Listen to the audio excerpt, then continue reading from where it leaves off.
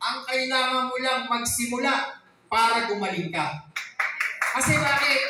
The way na nagsisimula ka, yung journey mo, nararanasan mo na. At ito po, walang instant. Sabi ko nga, alam niyo yung ginagawa po natin, hindi waste of time. Kasi iba, nasundo na ng upline, dinala na, chinat na, pinakain pa, tapos nung nandito na, ako upline ng oras pa matatapos yan. Parang uwi-uwi na.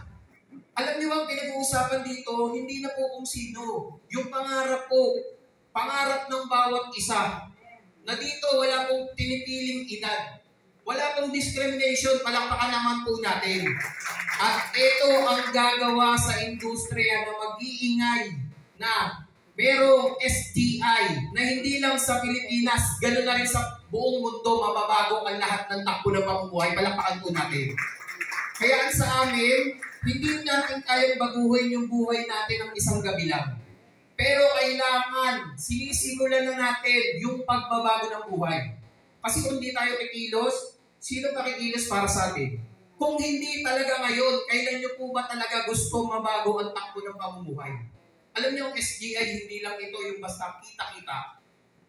Benta-benta. Ito po pag-asa sa mga nawalan ng pag-asa sa labas. Palakpakan po natin.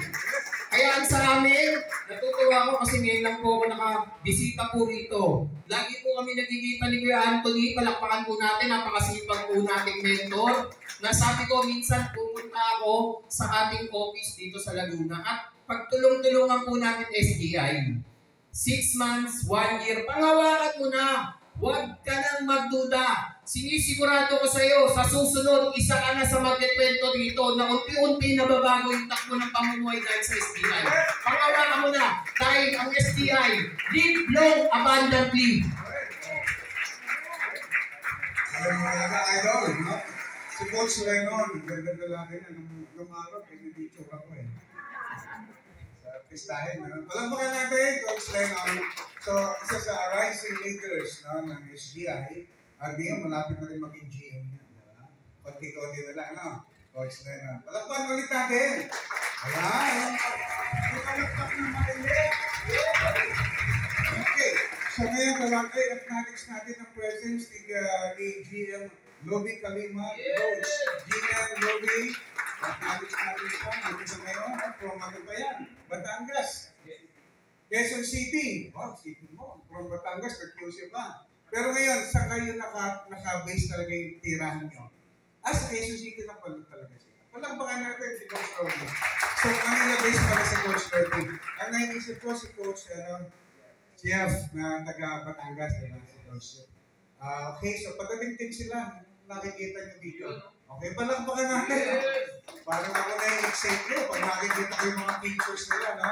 Kasi bakit? Anong halaga nun? Kasi ang halaga niyan, pag may ganitong event, ang hindi lang yung information ang nakukuha natin, hindi lang yung knowledge.